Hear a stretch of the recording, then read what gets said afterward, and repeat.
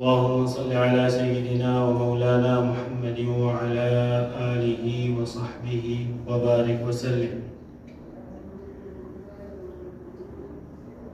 نحمده ونصلي ونسلم على رسوله الكريم، أما بعد، فقد قال الله تبارك وتعالى في كتابه المجيد: الحج أشهر معلومات، فمن فرض فيهن الحج فلا رفث ولا فسوق ولا جدال في الحج، وما تفعلوا من خير يعلمه الله، وتزودوا فإن خير الزاد التقوى، واتقوني يا أولي الألباب. صدق اللہ مولانا العظیم. حاضرین عزیز وقار، اللہ رب العزت کا بے پناہ لطف اور کرم ہے کہ جس کی توفیق سے آج جمعۃ المبارک کی ان مبارک ساعتوں میں ہم اللہ رب العزت کے گھر اس کے حضور پیش ہیں. اپنی گفتگو کی ابتدا اس دعا کے ساتھ کریں گے کہ اللہ رب العزت آج ہمارا یہاں پر جمع ہونا، اس کا ذکر کرنا، اس کا ذکر سننا، اللہ رب العزت اس کو اپنی بارگاہ میں شرف قبولیت سے نوازے. حاضرین عزیز وقار، جیسے کہ آپ حضرات کے علم میں ہے کہ یہ ایام حج کے ایام ہیں. آپ حضرات ان ایام کا بابرکت ہونا، اس بابت بھی گفتگو سن چکے. آج ہم بلا تاخیر جس بات کی ابتدا کرنے جا رہے ہیں، اور باذن تعالیٰ اس کو 2 نشستوں میں اللہ نے چاہا تو اس کو گفتگو کو مکمل کریں گے. وہ مضمون یہ ہے کہ اگر آپ اور ہم جو بیت اللہ کا حج ہے، اللہ کے گھر کا جو حج ہے، اس حج کے سفر پر، اور کوئی بھی شخص جو حاجی ہے، جو اس سفر میں عازم سفر ہے، اس سفر کا ارادہ کیے ہوئے نکلا ہوا ہے، اس کے اس سفر پر اگر غور کریں اور فکر کریں اور اس سفر پہ تدبر کریں، اور قرآن مجید میں اور احادیث مبارکہ میں اور جو آثار میں اللہ کے گھر کے حج سے متعلق جو احکام وارد ہوئے ہیں، اگر ان احکام کو بنظر غائب اگر دیکھا جائے تو یہ بات بڑی واضح ہو جاتی ہے کہ اللہ تعالیٰ کے گھر کا حج یہ ایک ایسی عبادت ہے کہ یہ تہذیب نفس کا اہم ذریعہ ہے. اللہ کے گھر کا حج کے احکام، حج کا سفر، حج سے جو شخص جن مراحل سے گزرتا ہے، اگر ان مراحل کو آپ بنظر غائب اگر مطالعہ کریں تو آپ اس بات پہ اتفاق کریں گے، اور آگے میں اس کو آگے ذکر بھی کروں گا، کہ یہ جو سفر حج ہے، اللہ کے گھر کا جو حج ہے، یہ اصلاح احوال کا ایک بہترین اور سب سے اہم ذریعہ ہے. انسان کے باطن کی اصلاح اس سفر میں ہے. حج بیت اللہ انسان کی جہاں ظاہر کی اصلاح کرتا ہے، جہاں اس کی فکر اور نظر کی اصلاح کرتا ہے، وہاں اس کے باطن کا، اس کے نفس کا تزکیہ اور تصفیہ بھی کرتا ہے. حضرات عزیز وقار، یہ ایک ایسی اللہ رب العزت نے جامع عبادت بنائی ہے کہ اس میں انسان اگر ایک لمحے کو تصور کرے تو اس نتیجے میں پہنچے گا کہ یہ حج بنیادی طور پر، یا آپ کہیے میں اس سے تشبیہ دوں گا کہ یہ بالکل ایسے ہے کہ جیسے ایک کامل تربیت گاہ، اللہ کے گھر کا جو حج ہے، اللہ کے گھر کے حج کا جو سفر ہے، اس کو سفر کرنا، اس کے لیے نکلنا، اس کے مختلف مراحل سے گزرنا، یہ بنیادی طور پر بلا تشبیہ اور بلا مثال ایک سمجھانے کے لیے تمثیلاً کہہ رہا ہوں، یہ بالکل ایسی ہے جیسے کوئی شخص خانقاہ میں ایڈمیشن لیتا ہے، جہاں اس کی اصلاح ہوتی ہے، اس کی ظاہری اصلاح بھی ہوگی اور ظاہری اصلاح کے ساتھ ساتھ اس کے باطن کے احوال بھی سدھریں گے۔ اور یہ ایک ایسی خانقاہ ہے، یہ ایک ایسی درسگاہ ہے، یہ ایک ایسی تربیت گاہ ہے کہ جہاں عام درسگاہ میں اگر کوئی شخص جائے اور اللہ کے گھر کا مسافر، اللہ کا مسافر بن کر جائے، اللہ کی طرف اس کا قرب حاصل کرنا چاہے، اپنے نفس کا تزکیہ کرنا چاہے، اپنے احوال سدھارنا چاہے، تو عام ممکن ہے، عین ممکن ہے کہ عام درسگاہ میں، عام خانقاہ میں وہاں مربی اور تربیت کرنے والا وہ ممکن ہے اس درجہ کامل نہ ہو، ناقص ہو، مگر یہاں پہ یہ بات کنفرم ہے کہ جو اس سفر میں نکلے گا سالک بن کے، اللہ کی راہ کا مسافر بن کے، جو اس سفر میں سفر شروع کرے گا، وہ وہاں یقینی طور پر جو مربی ہے، جو تربیت کرنے والا ہے، جو سنوارنے والا ہے، جو رشد اور ہدایت دینے والا ہے، وہ اللہ کی ذات ہے جو کامل اور اکمل ہے، وہ اللہ کے رسول کی ذات ہے جو کامل اور اکمل ہے۔ اب اگر آپ غور کیجئے، دیکھیے سفر حج جو ہے اللہ کے گھر کا سفر، میں نے آپ سے گزارش کی کہ یہ تربیت کا ایک پورا پروسیس ہے، اس کے اندر اس کے محض ظاہر کی جو ایک رسم کی صورت ہے، ظاہری اعمال کو محض ان پر نہ جائیں، بلکہ اس کی جملہ جہات پر اگر غور کیا جائے تو آپ کو اور ہمیں یہ بات واضح ہو جائے گی۔ آپ دیکھتے ہیں کہ یہ حج کے دوران یہ حج انسان کے اندر صبر اور تحمل پیدا کرتا ہے، ایسا ہے کہ نہیں ہے؟ حج میں جو نکلے گا اس کے اندر تواضع اور انکساری آئے گی، اس کے اندر سے تکبر، رعونت، بڑائی، اپنے آپ کو خود پسندی، خود نمائی، یہ جو بری صفات ہیں، ان صفات کی جگہ پر اس کے اندر عاجزی اور تواضع اور انکساری جنم لیں گے۔ تو حج انسان کے اندر تواضع اور انکساری پیدا کرتا ہے۔ حج بیت اللہ انسان کے اندر انفاق کا جذبہ پیدا کرتا ہے۔ اللہ تعالیٰ کے گھر کا حج انسان کے اندر ایثار اور قربانی کا جذبہ پیدا کرتا ہے۔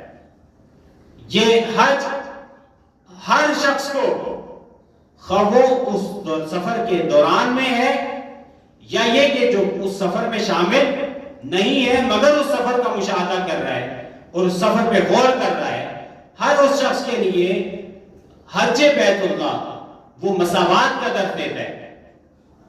اللہ تعالیٰ کے گھر کا حج یہ فرقہ واریت کی نفی کرتا ہے۔ آپ دیکھیے کہ وہاں پر ہر رنگ کا، ہر نسل کا اور ہر جو ہم نے خود ساختہ فرقے بنا دیے امت کے، اور ہر شخص دوسرے کو گمراہ قرار دے رہا ہے، اللہ تعالیٰ کے گھر اس کی نیگیشن ہو رہی ہے، یہ نفی ہو رہی ہے۔ اللہ کے گھر کا سفر آپ کو اتحاد کا درس دے رہا ہے، یگانگت کا درس دے رہا ہے، آپ کو فرقہ واریت سے متنفر بنا رہا ہے، آپ کو رنگ، نسل، قبائلی تشخص، قبائلی تعصب اور خاندانی تعصب، ان جملہ جو بری صفات ہیں، اللہ تعالیٰ کے گھر کا حج آپ کو اس سے بچا رہا ہے۔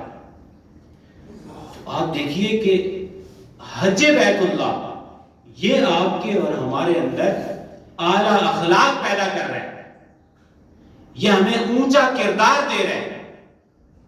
یہ بات آپ حضرات اور سبھی سمجھ لیجئے کہ اللہ تعالیٰ نے حج کو جو اتنی اہم عبادت قرار دیا اور کہا کہ جو بھی صاحب نصاب بنتا ہے، جس پر بھی یہ واجب ہے، وہ پہلے اس کو ادا کرے تاکہ وہ اس ایک پورے تربیت گاہ کے مرحلے سے گزر سکے، وہ ظاہر کی بھی اصلاح کر سکے اور اپنے باطن کا تزکیہ اور تصفیہ بھی کر سکے۔ تو یہ چیز اور یہ جو جہت ہے یہ آپ کو اس کی جامعیت اور ہماگیریت کا درس دیتی ہے. یہ ہمیں بتلاتی ہے کہ حج ایک ایسی جامع عبادت ہے کہ اس میں مالی انفاق کا درس بھی ہے اور یہ بدنی عبادت بھی ہے، اور یہ ظاہر کو بھی سنوارتی ہے اور یہ باطن کو بھی سنوارتی اور نکھارتی ہے اور انسان کے اندر اعلیٰ اخلاق پیدا کرتی ہے. یہ جو بات ہے جس کو میں نے آپ سے کہی کہ حج بنیادی طور پر آپ کو اور ہمیں جو حج کرنے جا رہا ہے وہ بھی اور جو اس کا متمنی ہے وہ بھی، اس کے لیے بھی مکمل تربیت کے ایک پروسیس سے گزارتا ہے، مکمل رشد اور رہنمائی دیتا ہے، ظاہر کو سنوارنے میں بھی اور باطن کو سنوارنے میں بھی.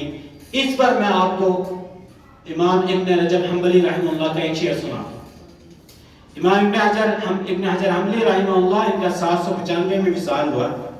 انہوں نے بخاری شریف کی شرح لکھی فتح الباری، اور فتح الباری ابن حجر اسقلانی رحمہ اللہ نے بھی لکھی، جو شافعی ہیں مذہب والے، یہ حنبلی ہیں. ابن حجر اسقلانی رحمہ اللہ نے بھی لکھی، ان کا 852 ہجری میں وصال ہوا، یعنی ان کے وصال سے یہ کم سے کم 57-58 برس پہلے ان کا وصال ہوا. تو امام ابن رجب حنبلی کی طرف منسوب یہ ابیات ہیں، شعر ہیں. ان کو سنیے، پھر ہم اپنے مضمون کو شروع کرتے ہیں. آپ کو ان اشعار میں جو ان کا وصال ہوا 795 ہجری میں، یہی درس ملے گا جو میں نے آپ کو ایک بنیادی تھیم دی ہے کہ حج تہذیب نفس کا ایک اہم ذریعہ ہے، احوال کی اصلاح کا ایک اہم ذریعہ ہے. امام ابن رجب حنبلی رحمہ اللہ فرماتے ہیں من لم يستطع الوقوف بعرفہ. اب جو حج کر رہا ہے وہ بھی سمجھ لے، اور ہم جیسے لوگوں کے لیے جو حج پہ نہیں جا سکے ہیں ان کے لیے بھی امام ابن رجب حنبلی رحمہ اللہ فرما رہے ہیں من لم يستطع الوقوف بعرفہ.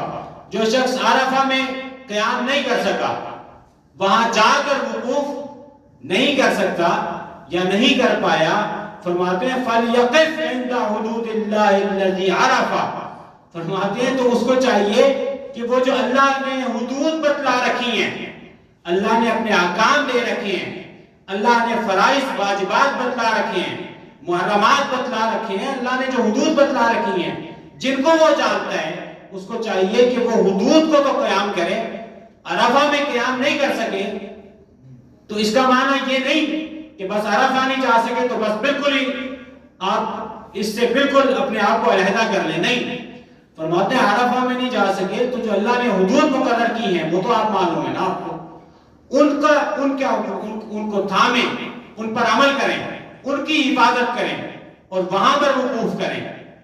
پھر فرماتے ہیں وَمَن لَمْ يَسْتَطِعِ الْمَبِيتَ بِمُزْدَلِفَةٍ. اب ایک شخص جو رات مزدلفہ میں نہیں گزار سکا ہے، کیا کرنا چاہیے اس کو؟ فَلْيَبِتْ عَلَى طَاعَةِ اللَّهِ لِيُقَرِّبَهُ وَيُزْلِفَهُ. فرمایا کہ ایسا شخص جو مزدلفہ میں رات قیام نہیں کر پایا ہے، اس کو چاہیے کہ وہ اللہ کی بندگی میں عبادت رات گزارے، اللہ کی اطاعت گزاری میں رات گزارے، اللہ کی عبادت میں رات گزارے، تاکہ وہ اللہ تعالیٰ اس کو اپنا قرب نصیب کرے، اللہ تعالیٰ اپنے قریب کرے، اپنی معرفت دے اور اپنا قرب سے نوازے اور معیت سے نوازے. فرمایا وقوف مزدلفہ، اگر رات کو مزدلفہ کا قیام آپ نہیں کر پائے تو اپنی راتوں کو اللہ کی عبادت میں قیام کر کے گزاریں. یہ فرماتے ہیں. پھر فرماتے ہیں وَمَن لَمْ يَقْدِرْ عَلَى ذَبْحِ هَدْيِهِ بِمِنَا. جو شخص قربانی منا کے مقام پر قربانی نہیں کر پایا ہے، اس کو چاہیے فَلْيَسْبَحْ هَوَاهُ لِيَبْلُغَ بِهِ الْمُنَى. اس کو چاہیے کہ وہ اپنے نفس کی خواہشات کو ذبح کرے. منا میں جا کر اگر آپ قربانی نہیں کر پائے تو اس پر پریشان نہ ہو. آپ کا جذبہ اللہ کے ہاں پسندیدہ ہے، اس پر اجر ہے. مگر امام ابن رجب حنبلی رحمہ اللہ فرما رہے ہیں بھائی اگر آپ وہ نہیں کر پائے، قربانی منا میں نہیں کر پائے، تو اپنی خواہشات نفس کو ذبح کیجئے، اپنی خواہشات سے نفس کو ذبح کریں تاکہ آپ اللہ کی قربت کو پا سکیں. تو یہ تو ہر شخص ہر جگہ کر سکتا ہے، اور یہ ہم آپ یہاں غازی آباد میں بیٹھ کے بھی کر سکتے ہیں. پھر آپ نے فرمایا وَمَن لَمْ يَسْتَطِعِ الْوُصُولَ لِلْبَيْتِ لِأَنَّهُ بَعِيدٌ، فرمایا کہ کوئی شخص اگر بیت اللہ کی طرف نہیں جا سکا اس سبب سے یہ سوچ کے کہ وہ دور بہت ہے، بھئی اب حج ہم نہیں کر پائے کہ فاصلہ بہت ہے یا دیگر اسباب ہیں، فرمایا فَلْيَقْصِدْ رَبَّ الْبَيْتِ، اس کو چاہیے کہ وہ اگر بیت اللہ کا چلو اللہ کے گھر کا قصد نہیں کر پایا کہ دور ہے، تو وہ اللہ کے گھر کا جو مالک رب باری تعالی ہے اسی کا ارادہ کر لے. فرمایا فَإِنَّهُ أَقْرَبُ مِنْ حَبْلِ الْوَرِيدِ، کہ وہ جو رب ہے بیت اللہ تو فاصلے پر ہے مگر اس بیت اللہ کا جو مالک ہے رب باری تعالی، اللہ تو ہم سے دور نہیں ہے، وہ تو شارق سے بھی زیادہ قریب ہے. تو امام ابن رجب حنبلی رحمہ اللہ ہم سب کو یہ درس دے رہے ہیں کہ اگرچہ آپ لوگ اور ہم لوگ یہ سفر نہیں کر پائے مگر اس کے علاوہ دیگر کتنی چیزیں ہیں جو یہ سفر ہمیں درس دیتا ہے اور ہم اس کو اختیار کر سکتے ہیں. اور ہمیں چاہیے بھی یہی، اور جیسا کہ میں نے آپ کو اپنی بنیادی تھیم جو پیش کی اس کے اندر ذکر کیا کہ حج باری تعالیٰ پر اگر غور اور خوض کیا جائے تو یہ اصلاح نفس کا، اصلاح احوال کا اور تہذیب نفس کا ایک مکمل لائحہ عمل دیتا ہے، مکمل لائحہ عمل. ابن رجب حنبلی کے قول کے بعد اب میں آپ کو بتلاتا ہوں ایک آیت قرآن مجید کی آپ کو پیش کرتا ہوں. اس آیہ کریمہ میں اللہ تعالیٰ نے، اب آپ دیکھیے کہ اصلاح نفس حج کیسے کرتا ہے، ہمیں اس کو سیکھنا ہے. آج کے دن اس کو سیکھنا ہے ہمیں. حج اور تہذیب نفس، اصلاح احوال، اس پر میں آپ کو ایک قرآن کی آیت سناؤں گا اور اس کے اندر 6 اللہ تعالیٰ نے جامع نکات دی ہیں جس سے ہم اور آپ اگر عمل پیرا کر لیں تو ہم ایک نیا معاشرہ قائم کر سکتے ہیں. اگر ہم اور آپ اس پر عمل کر لیں اور اس کو سنجیدگی سے اپنی زندگیوں میں اختیار کر لیں تو حج کے درس سے حج ہمیں یہ درس دے گا کہ ہم ایک ایسا معاشرہ جنم لے لیں گے جہاں ہم اور امان ہوں. اور وہ 6 نکات کیا ہیں؟ بڑے جامع 6 نکات ہیں. آپ سنیے، میں آپ کو ذکر کروں گا اور اس کے بعد 2 پر آج گفتگو کر کے ہم ختم کر دیں گے، باقی انشاءاللہ اگلے جس میں اس کو مکمل کریں گے. ایک آیت کریمہ ہے سورہ البقرہ کی، اس کے اللہ تعالیٰ نے آپ کو جو میں نے ابھی خطبے میں پڑھی ہے، اللہ تعالیٰ نے فرمایا الحج اشہر معلومات، یہ معروف مشہور مہینے ہیں حج کے اور وہ آپ کو معلوم ہے شوال، ذوالقعدہ اور ذوالحج. فرمایا فمن فرض فیہن الحج، اب جس نے ارادہ کر کے، صاحب استطاعت بھی ہے، ارادہ بھی کر لیا، سفر شروع کر لیا، اپنے اوپر حج لازم کر لیا، تو اب وہ کیا کرے؟ یہ دیکھیے یہ نکات وہ کیجئے. پہلا فرمایا فلا رفث، تو رفث نہ کرے، ولا فسوق، فسوق یہ اختیار نہ کرے، ولا جدال، جھگڑا نہ کرے. چوتھی چیز فرمایا وما تفعلوا من خیر یعلمہ اللہ، دیکھیے جو بھی ہم خیر کا کام کر رہے ہیں اللہ تعالیٰ اس کو جانتا ہے، اس کو ذہن میں رکھیے. پانچویں چیز فرمایا وتزودوا، اور تم زاد راہ اختیار کرو. فإن خیر الزاد التقوی، کہ سب سے بہترین زاد راہ کیا ہے کہ انسان اپنی آخرت کی فکر کرے اور تقوی کو اختیار کرے. یہ 5واں پوائنٹ ہے.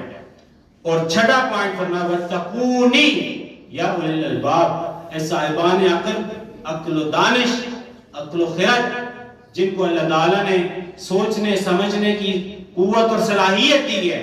اللہ تعالیٰ فرما رہے ہیں کہ مجھے سے ڈرو، میری خشیت پیدا کرو، میرا تقوی پیدا کرو. تو یہ 6 انتہائی جامع نکات ہیں جن میں سے 2 پر آج ہم بات کر کے ختم کر دیں گے اور اس میں سے باقی پر انشاءاللہ اگلی گفتگو میں اس کو مکمل کریں گے. مگر ذہن میں رکھنے کی بات یہ ہے کہ اس ایک آیت میں جو 6 پوائنٹ ذکر ہوئے ہیں، یہ 6 پوائنٹ یہ انتہائی جامع، یہ کیا ہے؟ تہذیب نفس کے لیے 6 نکاتی لائے ہیں ہمارے، جس ایک آیت کریمہ میں اللہ تعالیٰ نے بیان فرمایا.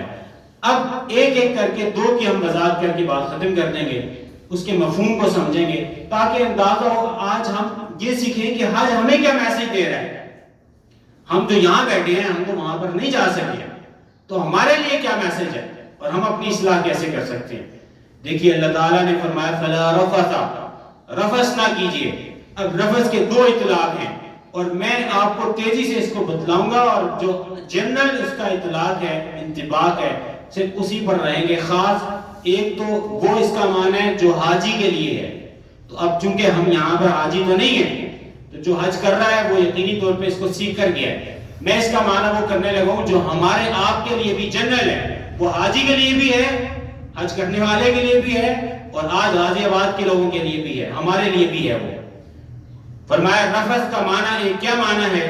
ایک تو رفث کا معنی خاص حاجی کے لیے ہے، وہ فرمایا کہ جمع نہ کرے اور جو اس کے دوائی ہیں، جو اس کے اسباب ہیں، ان سے اجتناب کرے، یعنی جو مرد و زن کا ایک تعلق ہے اس سے اجتناب کرے گا۔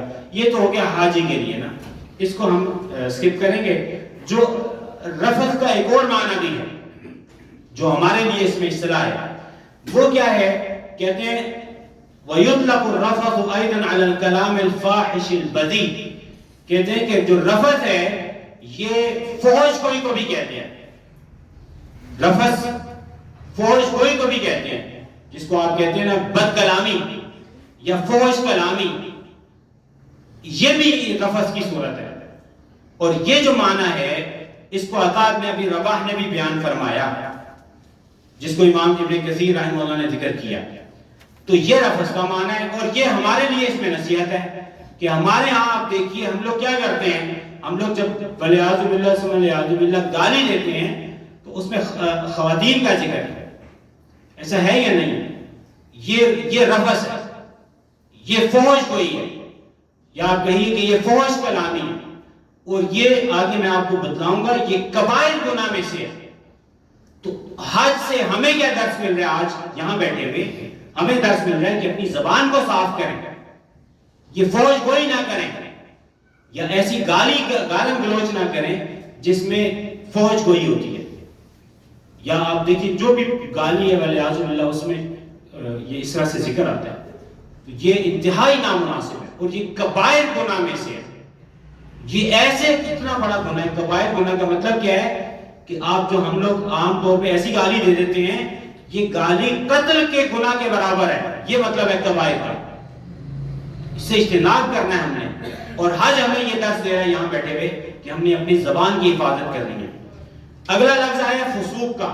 فسوق پر میں بات ختم کروں گا کہہ کے، لفظ فسوق جو اللہ تعالیٰ نے فرمایا فلا ولا فسوق کا، فسوق کس کو کہتے ہیں اس کے معنی تیزی سے سمجھ لیجئے۔ فسوق کا ایک معنی ہے الخروج عن الطاعہ، اللہ تعالیٰ کی فرما برداری سے نکل جانا، اللہ کی نافرمانی کرنا۔ اور فسوق کا یہ معنی جو ذکر کیا امام نووی رحمہ اللہ فرماتے ہیں الفسوق فی اللغہ الخروج، فسوق کہتے ہیں کہ آپ کا نکلنا لغت میں لٹرل میننگ میں یہ فسوق کا یہ معنی ہے۔ اور پھر فرماتے ہیں کیا مراد ہے؟ والمراد به فی الشرع الخروج عن الطاعہ، اور فرماتے ہیں شریعت میں اس سے مراد یہ ہے کہ آپ اللہ کی فرما برداری سے باہر نکل جائیں۔ تو اب حج کا میسج ہمارے لیے یہاں غازی آباد بسنے والوں کے لیے کیا ہے کہ آپ نے اور ہم نے اپنی روٹین لائف میں اللہ کی طاعت سے باہر نہیں نکلنا، اللہ کے فرامین پر عمل پیرا ہونا ہے۔ یہ ہمارے لیے اس کا حکم ہے، اور یہ حج کا ہمارے لیے درس ہے۔ اور آپ کہیے کہ اصلاح احوال کا ایک طریقہ یہ بھی ہے کہ حج ہم سے آپ سے چاہتا ہے کہ زبان کی حفاظت کریں۔ ایک معنی کیا الفسوق ہی المعاصی، فسوق کہتے ہیں گناہ کے کام کا ارتکاب، کہ انسان معصیت کا مرتکب ہو، اللہ کی نافرمانی کا مرتکب ہو۔ اور یہ معنی حضرت عطا بن ابی رباح نے، حضرت مجاہد بن جبر نے، طاؤس بن کیسان، عکرمہ نے، سعید بن جبیر، یہ جو میں آپ کو نام بتلا رہا ہوں، امام حسن بن ابی الحسن یسار البصری، قتادہ بن دعامہ، ابراہیم بن یزید النخعی، یہ تابعین کے نام میں نے آپ کو بتلائے، کچھ اور دیگر بھی۔ ان سب نے کہا کہ فسوق جو اللہ تعالیٰ نے استعمال کیا لا رفث ولا فسوق، فسوق سے مراد کیا ہے؟ اللہ کی نافرمانی۔ فرمایا اب اس کا معنی کیا ہوا کہ اللہ کی نافرمانی نہیں کرنی۔ تو حج ہمیں درس دے رہا ہے یہاں پہ بیٹھ کے کہ ہم اپنی زندگیوں سے اللہ کی نافرمانی کو ختم کریں۔ اسی طرح سے دیکھیے الفسوق کا معنی لیا السباب، سباب کہتے ہیں گالی دینا، بد کلامی کرنا، دوسرے کے والدین پہ کلام کر دینا. ہمارے عام طور پہ ایسا ہوتا ہے یا نہیں ہوتا؟ یہ سباب ہے.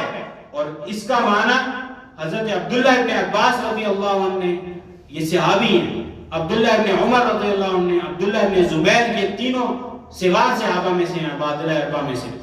اور تابعین میں حضرت مجاہد، حضرت سدی، ابراہیم النخعی اور امام حسن بصری، ان سب نے کہا کہ فسوق کا معنی ہے گالی دینا. اللہ تعالیٰ فرما رہے ہیں گالی مت دو. تو تہذیب لسان ہے، زبان کو کنٹرول کرنا ہے. اور اس میں ہمارے لیے زبان کو کنٹرول کرنے میں آج ہمیں یہ درس دے رہے ہیں. اس کا یہ معنی بیان دیا اور پھر حدیث سے استدلال کیا اور فرمایا سباب المسلم فسوق. یہ حدیث میں حضور نے فرمایا کہ مسلمان کو گالی دینا یہ فسوق ہے، یہ اللہ کی معصیت نافرمانی ہے. وقتالہ کفر، اور اس کو قتل کر دینا یہ کفری عمل ہے. اور اس پہ امام نووی رحمہ اللہ فرماتے ہیں اور دیگر فقہا نے بھی کہا کہ یہ جو گناہ ہے یہ کبیرہ گناہوں میں سے ہے.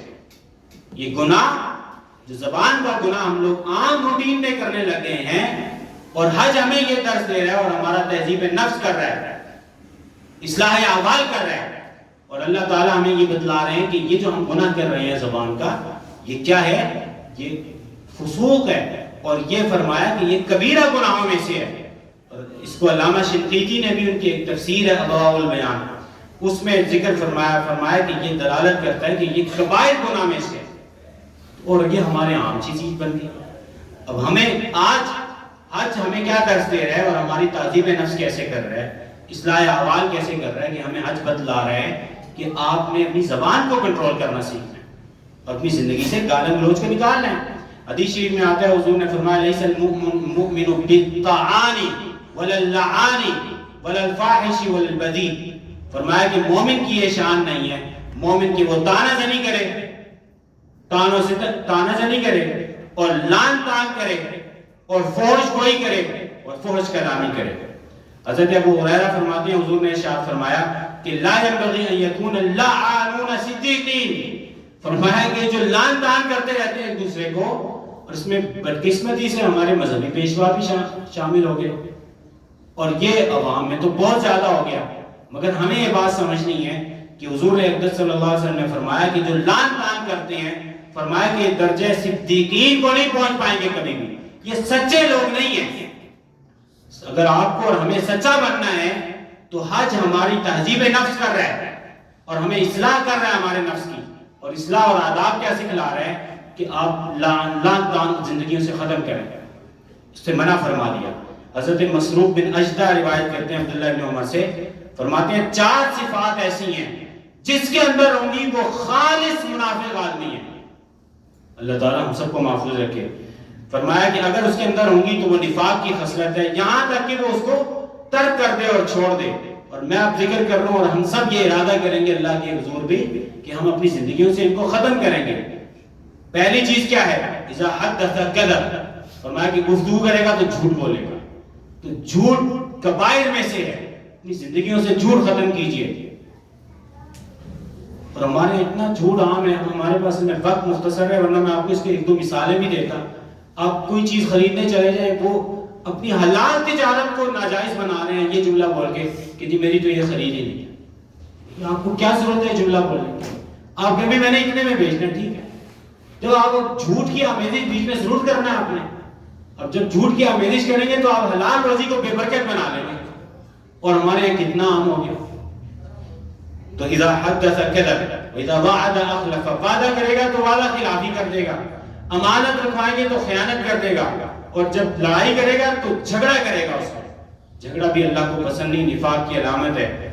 اور سمجھ لیجئے کہ جو سباب ہے، جو بہت زیادہ سباب ہے، گالم گلوچ کرنے والے ہیں، حدیث میں حضور نے فرمایا کہ یہ المشرف علی الہلکہ ہے، یہ ہلاکت کے دہانے پہ کھڑا ہے. ایسا شخص جو بہت گالی دیتا ہے. اور اس کے بارے میں ایک اور حدیث شریف بھی سن لیجئے آخری، کہ حضور اکرم صلی اللہ علیہ وسلم نے فرمایا کہ جو یہ گالی کی جو ہم لوگ عام طور پہ گالی دیتے ہیں نا اور زبان سے ایذا رسانی کرتے ہیں، یہ جہنم میں لے جائے گا. یہ عمل چھوٹا نہ سمجھے اس کو. حدیث پاک میں آتے ہیں ایک کسی کے سامنے ذکر کیا گیا کہ یا رسول اللہ فلانا ایک خاتون ہے یذکر بکثرت صلاتها وصیامها وصدقتها، لوگ ذکر کرتے ہیں کہ بڑی نماز ہے، بڑا صدقہ و خیرات کرتی ہے، بڑے روزے رکھتی ہے، الا یہ کہ وہ اپنی ہمسایوں کو زبان سے اذیت دیتی ہے۔ تو حضور اکرم صلی اللہ علیہ وسلم نے فرمایا ہی فی النار، زبان سے اذیت دینے کے، صرف زبان سے اذیت دینا اتنا بڑا گناہ ہے کہ حضور نے فرمایا کہ وہ جہنم میں جائے گا۔ یہ کتنا بڑا گناہ ہے، اور ہم لوگ اپنی روٹین لائف میں اس کے مرتکب ہو جاتے ہیں نہ چاہتے ہوئے میں بھی، اور ہمیں اس کو سیکھنا ہے۔ اور آخر میں جو بات ختم کر رہے ہیں وہ بات ختم کر رہے ہیں کہ ائمہ کرام نے کہا الفسوق التنابز بالالقاب، ایک دوسرے کو جو برے لقب دینا ہے، برا ٹائٹل دے کے پکارنا ہے، ایسا ٹائٹل جو اس کو اذیت کا باعث بنے، تکلیف دے، فرمایا کہ یہ بھی فسوق میں شامل ہے، اور یہ ہمارے یہاں کتنا عام ہو گیا۔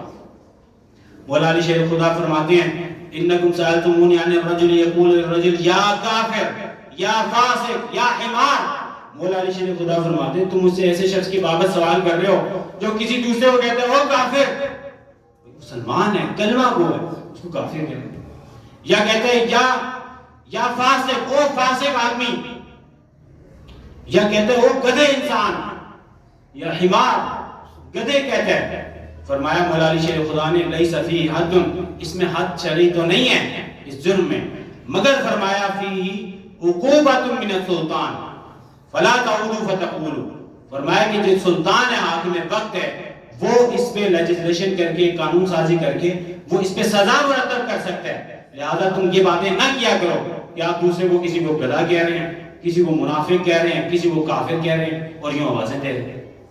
اور مولا علی شیر خدا نے ہی ایک اور جگہ فرمایا کہ ایک شخص کے بارے میں تم سوال کر رہے ہو جو دوسرے کو کہتا ہے یا خبیث، وہ خبیث آدمی، اب وہ خبیث آدمی کہتے ہیں یا فاسق کہتے ہیں، فرمایا کہ اس کے بارے میں فرمایا لیس علیہ حد معلوم، اس پہ شرعی حد تو نہیں ہے اللہ رسول نے مرتب کی، مگر فرمایا یعذر الوالی بما رعا، مگر جو سربراہ ہے، گورنر ہے، وہ لیجسلیشن کر کے اگر اس پہ چاہے کہ وہ قانون پاس کر دے کہ ایک بندہ دوسرے کو اگر خبیث کہتا ہے، گالی دیتا ہے، یا گدھا کہہ کے بلاتا ہے، یا منافق کہہ کے بلاتا ہے، اگر وہ قانون پاس کرنا چاہے تو تعزیراً قانون پاس کر کے اس پہ سزا دے سکتا ہے، اس پہ سزا ہو سکتی ہے۔ اور حضرت ابو العالیہ فرماتے ہیں، کہتے ہیں کہ آپ کسی کو یہ نہ کہیں، کسی مسلمان کو نہ کہیں یا فاسق، اے فاسق اور اے فلاں۔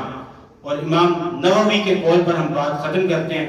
امام نووی رحمہ اللہ نے الاذکار میں ذکر فرمایا کہ جو مذموم الفاظ ہیں جو ہم روٹین لائف میں بولنے شروع ہو گئے ہیں، فرمایا جو مذموم الفاظ ہیں عادتاً لوگ جو بولتے ہیں اس میں کیا ہے، یا حمار، آپ کسی کو او گدھے، تو آپ اس کی تذلیل کر رہے ہیں، تحقیر کر رہے ہیں، اور اس کے شخصی وقار کو مشروع کر رہے ہیں، تو یہ گناہ کا فعل ہے۔ آپ کو یا او گدھے یا کل گالی دے رہے، او کاف تعریف، یوں گالی دے رہے اس کو، تو فرمایا یہ سارے الفاظ جو بولے جاتے ہیں یہ دو وجوہ سے قبیح ہیں۔ ایک سبب کیا ہے کہ یہ جھوٹ ہے، آپ جھوٹ بول رہے ہیں دوسرے پر، دوسرا سبب کیا ہے کہ اس میں ایذا رسانی ہے، تو یہ گناہ کے کام ہے۔ اور اس پہ آخری امام ابراہیم بن یزید النخعی روایت کرتے ہیں، یہ حضرت علقمہ کے شاگرد ہیں اور وہ عبداللہ بن مسعود کے، کیا روایت کرتے ہیں، آخری قول سن لیجئے، اس پہ ہم بات ختم کریں گے۔ فرمایا اذا قال الرجل للرجل یا حمار یا خنزیر، کوئی شخص دوسرے آدمی کو کہے او گدھے، او خنزیر، یہ کہہ کے پکارے، تو فرمایا اس سے قیامت کے روز کہا جائے گا ارأیتنی خلقتہ حمارا، اللہ تعالیٰ اس سے کہیں گے کہ تجھے کیا لگتا ہے میں نے اس کو گدھا پیدا کیا تھا، اللہ اس سے سوال کریں گے اس سے، اور فرمائیں گے ارأیتنی خلقتہ خنزیرا، تجھے کیا لگتا ہے میں نے اس کو خنزیر پیدا کیا تھا، اسے اشرف المخلوقات بنایا تھا میں نے، تو تمہیں کس نے حق دیا کہ تم اس کو اشرف المخلوقات ہے اور تم اسے اس طرح سے خنزیر کہو یا گدھا کہو یا فلاں ٹائٹل۔ تو ابراہیم بن یزید النخعی نے فرمایا، یہ قول فرمایا، اور اس میں ہمارے لیے کیا درس ہے کہ درس یہی ہے کہ اس طرح کے جملے نہیں بولنے، اور خلاصہ ہماری گفتگو کا دوبارہ یہی ہے کہ حاضرین ذی الوقار، اس کو ہم اگلی مجلس میں مکمل کریں گے، باقی چیزوں کو صرف یہ بات سمجھ لیں کہ جو حج ہے وہ کیا ہے، تہذیب نفس کا ذریعہ ہے، اصلاح احوال کرتا ہے ہمارے، اور ہمارے لیے اس میں درس ہے۔ اور میں نے ایک آیت آپ کے سامنے تلاوت کی جس کے اندر 6 نکات ہیں، اگر ہم اپنی زندگی میں اس کو اختیار کر لیں تو آپ دیکھیے کہ ہم ایک کیسا مثبت معاشرہ قائم کر پائیں گے. اور اس میں سب سے پہلے کیا ہے کہ رفث فحش گوئی ہے وہ ختم کیجیے اپنی زندگیوں میں. اور دوسرا فسوق، اور فسوق کے مختلف میں نے اطلاقات آپ کو ائمہ کے تعریفات سے بتلائے، اس سے بھی ہمیں اپنی زندگیوں میں توبہ کرنی ہے. اللہ کی حضور دعا ہے جو کہا سنا اس کے عمل کی توفیق دے. وما علیہ